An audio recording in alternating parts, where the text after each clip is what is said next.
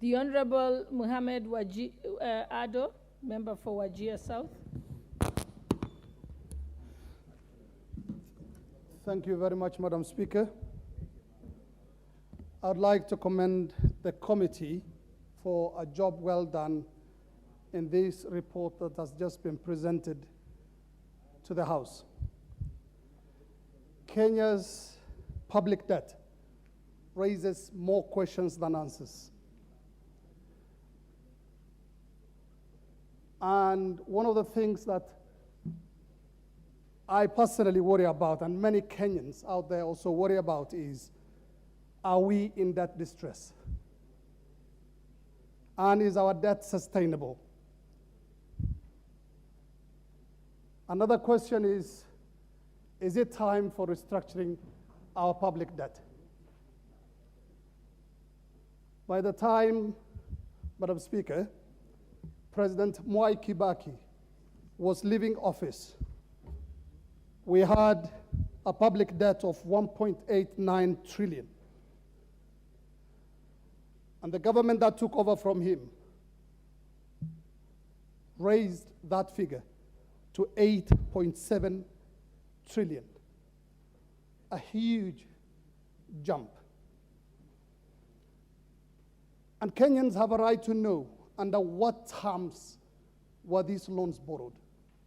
And particularly frightening is the loans from China.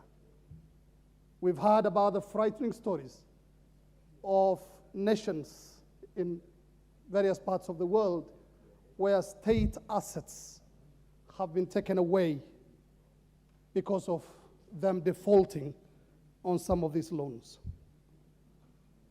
And the rapid accumulation of debt, particularly from China, for me is really, really worrying, Madam Speaker. In parts of the country, and particularly from where I come from in the north, people do not see these massive projects some of these loans have been sunk into.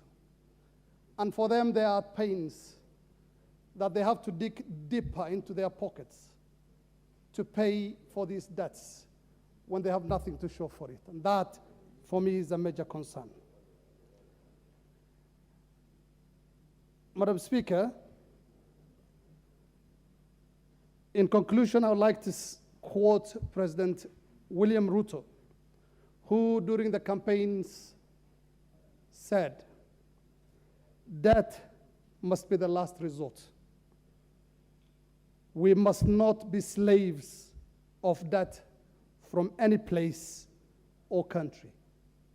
I would like to urge all Kenyans to help the President in keeping this promise that he made. Thank you, Madam Speaker.